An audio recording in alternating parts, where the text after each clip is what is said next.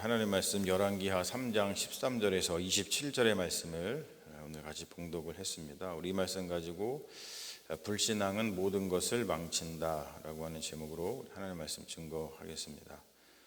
오늘 말씀을 보면은 하나님의 은혜가 먼저 나타나고 있습니다. 엘리사와 새 왕의 만남이 이루어지고 있죠.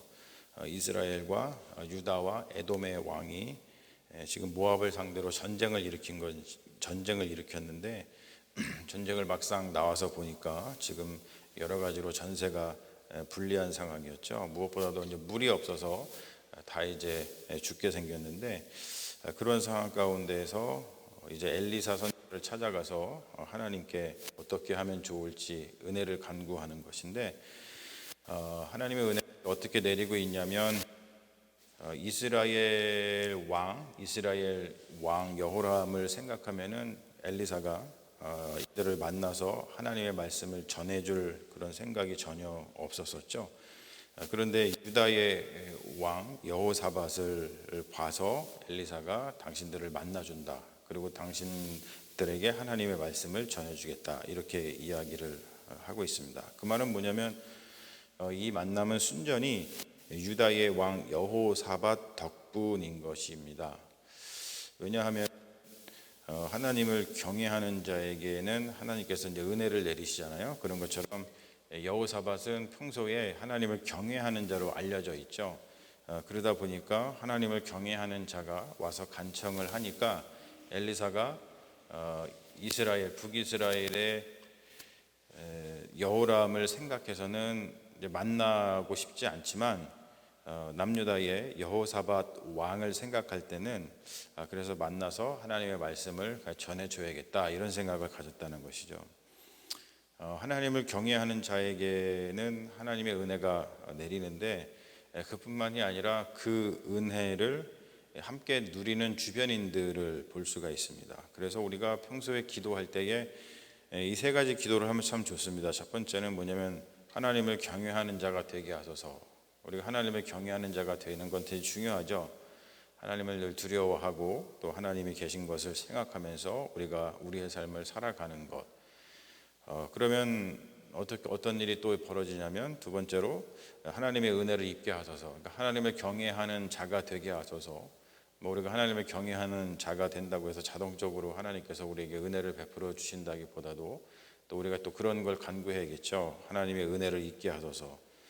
그리고 또 여기서만 그치면 안 되고, 또 어떻게 또 기도를 해야 되냐면 그 은혜가 주변에 흘러넘치게 하소서, 이렇게 기도를 해야 되는 겁니다. 그래서 우리가 평소에 내 스스로가 하나님을 경외하는 자가 되는 것이 가장 중요하고, 경외하는 자가 됐을 때 하나님께서 지금 여호사밧에게 은혜를 베풀어 줬듯이 하나님께서 은혜를 베풀어 주시고, 지금 또 여호사밧에게 볼 수 있듯이 여호사밧에게 베풀어주는 은혜이지만 그 은혜를 여호사밧만 누리는 것이 아니라 그 주변의 사람들도 같이 누리는 것을 우리가 볼 수 있죠. 그런 것처럼 그 은혜가 주변에 지게 하소서라고 하는 이렇게 3단계의 어떠한 기도는 우리가 평소에 늘 마음속에 품고서 하나님 앞에 드리면 참 좋은 기도이고, 그리고 실제로다가 그럴 때 지금 우리가 이 말씀 속에서 보듯이 여호사밧이 은혜를 입고 여호사밧을 통해서 그 주변의 모든 사람들이 은혜를 입는 것처럼 우리가 은혜를 입고 은혜를 나누어 주는 자가 될 수 있다라는 것을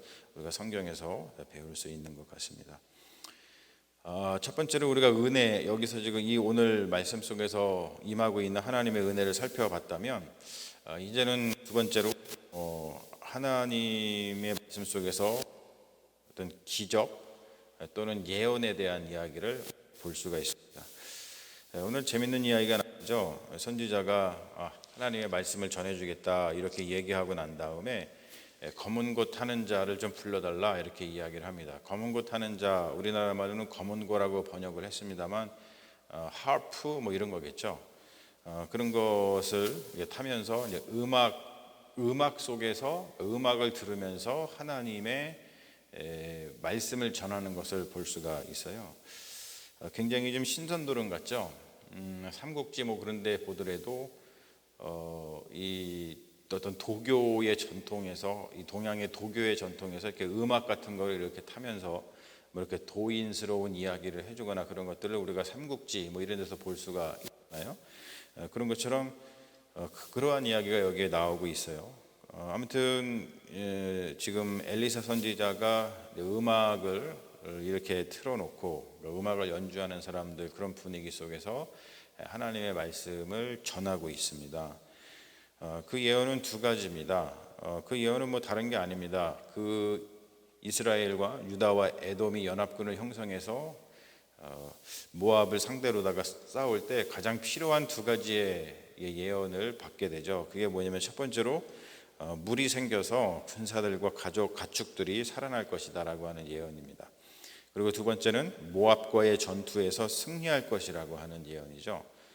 가장 필요한 지금 이 연합군이 맞닥뜨린 상황 속에서 가장 절실하고 가장 필요한 그러한 말씀을 하나님께서 이들에게 부어주시는 것을 볼 수가 있어요. 그래서 물이 생겨서 군사들과 가축들이 먹고 힘을 낼 것이다.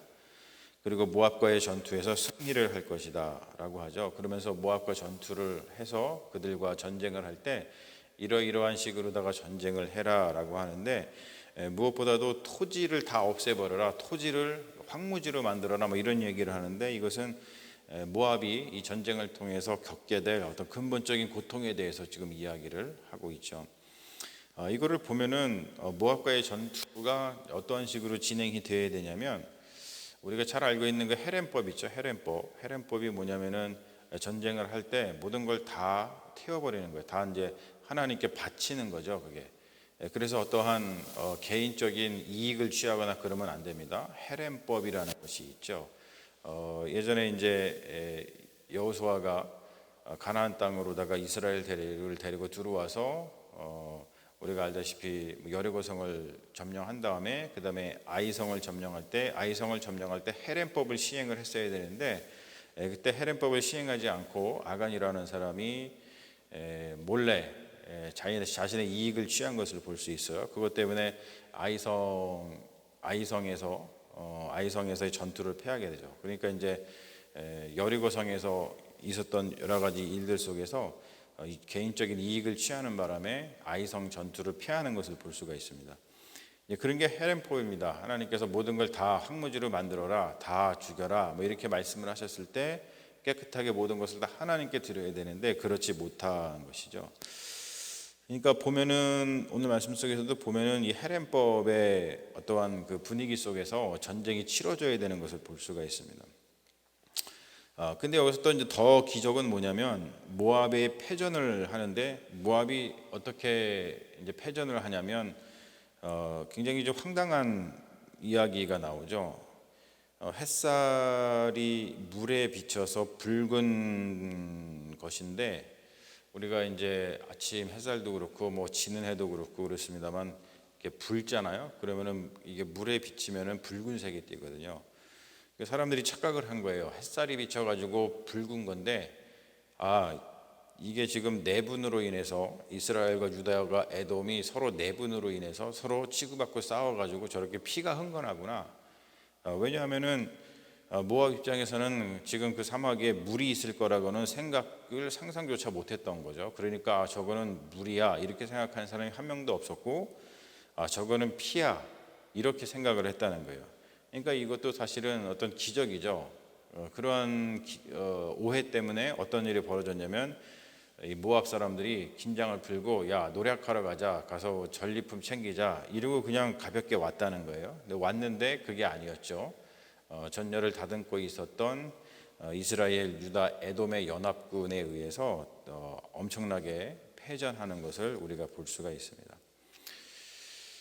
근데 문제는 이제 세 번째에서 발생을 하는데, 우리가 이제 여기서 불신앙을 볼 수 있는데, 첫 번째는 이제 하나님께서 은혜를 베푸시는 거, 그리고 또 어떤 기적을 볼 수가 있죠. 근데 세 번째는 이제 불신앙이 여기서 나타납니다. 뭐냐면 모압 왕이 전세가 너무나 전세가 너무나 불리하고 이제 우리가 패망하겠구나, 우리가 이제 졌구나 이런 좀 상황 속에서 모압 왕이 행한 행동이 뭐냐면 인신 제사입니다. 이것은 뭐냐면 전세 역전의 비장의 무기죠. 모압 왕이 자기의 맏아들을 데려다가 제사를 드려서 바치는 거예요. 그러니까 자기의 신한테 바치는 거죠. 그모스 신이라고 그러는데 모압이 섬기던 신은 그모스 신입니다. 그 그모스 신한테 인신 제사, 자기의 맏아들을 산 제물로다가 바치는 인신 제사를 하고 있는 것을 볼 수 있어요. 이것을 통해서 볼 수 있지만 모압 왕이 전세를 역전시키기 위해서 비장의 무기를 쓴 거죠. 그러면은 이 상황 속에서 우리가 볼 수 있는 것은 그모스, 모압이라고 하는 나라의 그모스의 신과 지금 이 세 나라의 연합군의 신인 여호와 하나님과의 어떤 신적인 대립을 우리가 볼 수 있는데, 오늘 말씀은 어떻게 끝나냐면은 굉장히 허무하게 끝나죠. 이에 자기 왕위를 이어 왕이 될 맏아들을 데리고 와서 성위에서 번제를 드린지라, 그렇게 했어요. 인신제사를 드렸습니다. 그랬더니 한 줄이 딱 나옵니다. 이스라엘에게 크게 경노함이 임함에 그들이 떠나 각기 고국으로 돌아가더라. 전쟁을 하다가 말고서 끝까지 하지 않고 멈추고서는 그냥 집으로 가버립니다. 갑자기 퇴각을 한 거죠. 갑자기 퇴각을 한 겁니다. 이게 너무나 그냥 간단한 말로 돼 있어가지고 이 부분에 대해서 이제 해석을 하는 성경의 학자들이 두 가지 이야기를 합니다. 첫 번째는 모압인들의 큰 경로를 보고 이제 겁에 질려가지고 퇴각을 했다, 이렇게 해석을 하는 학자가 있고, 다른 학자는 또 어떻게 해석을 하냐면 모압인들의 가증한 행위, 즉 인신제사죠. 이것은 하나님께서 금지하신 것인데 모압인들의 가증한 행위를 보고 상대할 가치가 없다고 생각을 해서 퇴각을 했다, 뭐 이렇게 또 해석을 내놓는 학자도 있습니다. 근데 엘리사의 예언에 비추어 보면은 제가 그 엘리사의 예언 속에서 모압과의 전쟁은 어떻게 해야 되는가라고 할 때 이제 헤렘법에 대한 이야기를 했는데, 엘리사의 예언에 비추어서 보면은 헤렘을 시행하지 않고 막판에 퇴각을 한 것은 불신앙의 행위인 거죠. 그러니까 그렇게 인신제사를 하더라도 끝까지 싸워서 그들이 정말 그 인신제사 그 자체를 행할 수 없을 정도로다가 전쟁을 마쳤어야 되는데, 그러지 않고 모압인들의, 제가 보기에는 모압인들의 그 큰 경로 중 뭐냐면, 야, 저렇게까지 인신제사를 벌여서 그노스 신한테 저렇게 자식을 바쳐서 인신제사까지 하는 거 보면은 이제 그노스 신이 엄청나게 경노하겠구나. 우리가 이게 잘못하다가는 전세가 역전돼서 우리가 다 죽겠구나. 이러한 겁에 질렸을 가능성이 굉장히 크다고 하는 것이죠. 그 말은 뭐냐면 여호와 하나님, 그러니까 엘리사 선지자를 통해서 이제 하나님께서 이게 해주신 그 말씀을 믿지 못하고 지금 그노스 신한테 행한 모압 왕의 그 행위를 보고 겁에 질렸다는 것은 이건 명백한 불신앙인 거죠. 이것처럼 불신앙은 우리가 지금 본 것처럼 은혜와 기적, 하나님께서 은혜를 베풀어 주시고 그리고 하나님께서 기적을 베풀어 주셔서 모압과의 전쟁을 승리로 이끌 수 있도록 길을 다 놓아 주셨는데, 그런데 불신앙이 그 은혜와 기적을 한순간에 무너뜨리고 그냥 아무 일도 아닌 것처럼 없애버렸다는 거예요.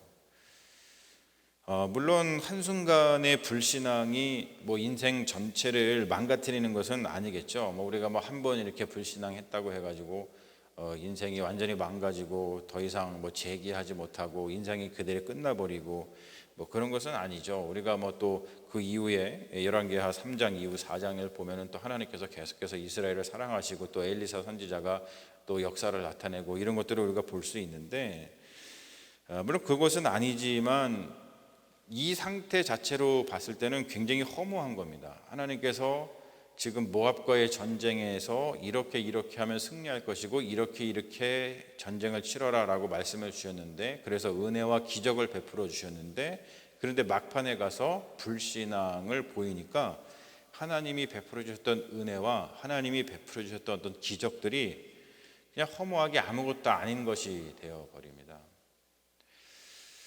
우리가 신앙생활을 할 때 이것은 사실은 굉장히 중요한 거고, 우리 교회 공동체 내에서도 우리 스스로가 우리 자신들을 잘 살펴서 신앙생활을 하고 신앙 공동체를 만들어 나가는 데 있어서 굉장히 중요한 말씀이라고 생각을 합니다. 하나님께서 우리 교회에 주신 어떠한 은혜와 또 그 은혜를 베푸셔서 또 우리 교회를 세우시기 위해서 주시는 기적과 같은 일들이 사실은 많이 있죠. 그런데 때로는 그러한 것들이 우리의 불신앙 때문에 그냥 아무것도 아니게 변하는 경우가 너무나 많이 있어요. 제가 목회를 하면서 그런 것들을 참 많이 봐요. 그래서 이런 것들이 참 안타깝죠. 물론 어떠한 것들의 불신앙 그 하나 때문에 교회가 무너지고 인생이 망가지고 이런 것은 아닙니다만 너무나 허무할 때가 많이 있죠. 하나님이 분명히 은혜를 주셨고 그리고 하나님께서 분명히 어떤 기적 같은 일을 통해서 뭔가를 하려고 하시고 우리에게 비전을 주시고 말씀을 주시고 우리를 이끌어 주심에도 불구하고 그러한 것들이 그냥 한순간에 무너지는데 그 무너지는 것 그냥 허무하게 은혜와 기적이 그냥 이게 아무것도 아닌 허무한 것으로 변하는 경우는 어떤 경우냐면 바로 우리가 불신앙 가운데 있을 때 그런 일들이 벌어진다고 하는 겁니다. 그래서 우리가 이런 부분들 오늘 말씀 같은 경우는 사실 우리 교회를 세워나가는 데 있어서 우리가 서로가 좀 귀담아 들어야 될 그리고 귀담아 듣고 서로가 서로에게 좀 격려해야 할 그런 귀한 말씀이라고 생각을 합니다. 아무튼 우리가 신앙생활을 하루 이틀 할 것이 아니고 하나님의 부르심을 받는 그날까지 우리가 신앙생활을 하게 되는데 언제나 어떠한 일들을 진행해 나갈 때 하나님은 그때에 은혜를 베풀어 주시고 또 그 일들이 잘 수행될 수 있도록 기적을 또한 베풀어 주실 것입니다. 그런데 그러한 것들이 허무하게 끝나는 것이 아니라 하나님의 은혜와 하나님의 기적이 정말 우리의 삶 가운데 또 우리의 교회 공동체 가운데 그대로 임하려고 하려면 우리에게 필요한 것은 그것을 감사함으로 받고 또 그 말씀 따라서 힘들고 어렵지만 계속해서 나아가는 그 신앙이죠. 신앙. 그 신앙이 있을 때 하나님의 은혜와 하나님의 기적은 이루어진다고 하는 거예요. 성취된다고 하는 것이죠. 근데 오늘 말씀 보세요. 하나님의 그 은혜와 기적이 성취되지 않고 그냥 불성취죠. 불성취. 성취되지 않고 그냥 허무하게 아무런 열매도 맺지 못하고 끝나버리고 만다는 거예요. 그런 것이 참 안타깝죠. 그런 일들을 우리가 경험하지 않고 하나님의 은혜와 기적을 성취하는 사람들이 되기 위해서는 계속해서 우리가 신앙을 잘 마음속에 갖고 또 우리가 신앙을 서로 잘 북돋워 주면서 신앙 가운데서 하나님의 은혜와 기적을 이렇게 보듬어 가는 믿음의 자녀들이 되어야 될 줄로 믿습니다. 그러한 은혜가 여러분들의 삶 가운데 그리고 우리 교회 가운데 있기를 주님의 이름으로 축원합니다. 아멘. 우리 잠시 기도하겠습니다.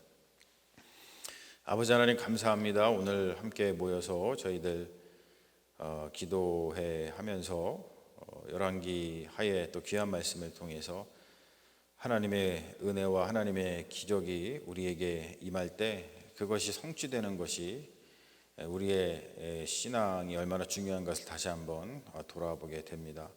우리도 우리의 일상생활 속에서 또 우리 교회 공동체 가운데에서 하나님이 베풀어 주시는 은혜와 하나님이 베풀어 주시는 그 기적을 생각할 때 우리가 신앙을 가지고 끝까지 나아가면 그 은혜와 기적이 성취될 텐데 그러지 못하고 중간에 불신앙으로 인해서 그만두고 또 여러 가지 일을 망치는 것들을 많이 보게 됩니다. 하나님 저희들을 불쌍히 여겨주시고 이 말씀을 통해서 우리가 우리의 삶 또 우리의 교회 공동체를 잘 깨닫게 하여 주셔서 우리가 서로 격려하고 또 서로의 신앙을 잘 북돋아 주면서 하나님께서 우리에게 주시는 은혜와 기적을 성취해 나가는 믿음의 자녀들이 될 수 있도록 인도하여 주시옵소서. 주님께서 우리와 함께 하실 줄로 믿으며 우리를 구원하신 예수님의 이름 받들어 기도합니다. 아멘.